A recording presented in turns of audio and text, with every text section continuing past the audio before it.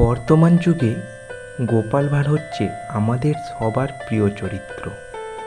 কিন্তু আপনারা কি জানেন গোপাল ভাঁড়ের সম্পূর্ণ পরিচয়? যদি না জেনে থাকেন তাহলে আজকের সম্পূর্ণ ভিডিওটি দেখুন। গোপাল ভাঁড়ের জন্ম হয়েছিল 1710 সালে কৃষ্ণনগরে, নদিয়া জেলার এক নাপিত পরিবারে। গোপাল ভাঁড়ের আসল নাম গোপালচন্দ্র প্রামাণিক। বর্তমানে গোপাল হাস্যের রাজা বলে পরিচিতি পায়। তাই কৃষ্ণনগরের রাজা মহারাজ কৃষ্ণচন্দ্র গোপালকে তার রাজসভায় ভাঁড়ের উপাধি দেয়। ধীরে ধীরে এই ভাঁড় তার বুদ্ধির জোরে মহারাজের অন্যতম প্রিয়পাত্র হয়ে ওঠে। গোপালের স্ত্রীর নাম ছিল পার্বতী। এই ছিল গোপাল ভাঁড়ের জন্ম পরিচয়। এবারে জানা যাক গোপাল ভাঁড়ের মৃত্যু কিভাবে হয়েছিল। গোপালচন্দ্র প্রামাণিক আমাদের সবার প্রিয় গোপাল ভাঁড় কৃষ্ণচন্দ্রের এই সভাসদ সাক্ষী ছিলেন বাংলার নবাবকে সরানোর ঘৃণ্যতম ষড়যন্ত্রে। কিন্তু স্বাধীনচেতা গোপাল কখনোই এই ষড়যন্ত্রে সায় দিতে পারেননি।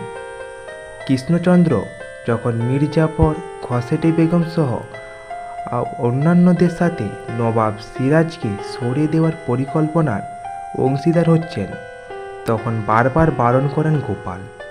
কিন্তু উল্টে রাজা ও সভাসদদের বিদ্রূপের শিকার হন তিনি। রাজা কৃষ্ণচন্দ্র বলে বসেন নবাবের সামনে গিয়ে তাকে ভেঙচি কাটতে পারলেই তিনি এই পরিকল্পনা থেকে বিরত হবেন।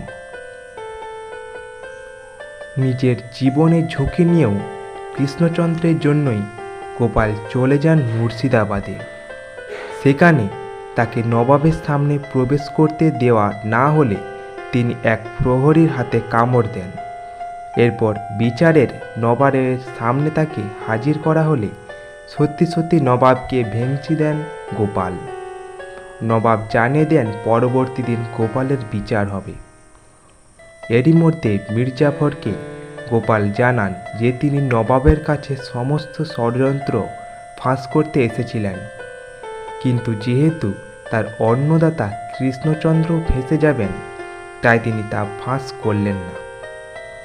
এরপর মীরজাফরের কুমন্ত্রণায় নবাব গোপালকে ফাঁসির আদেশ দেন, কিন্তু তাতে একটিও বিকার দেখা যায় না গোপালের।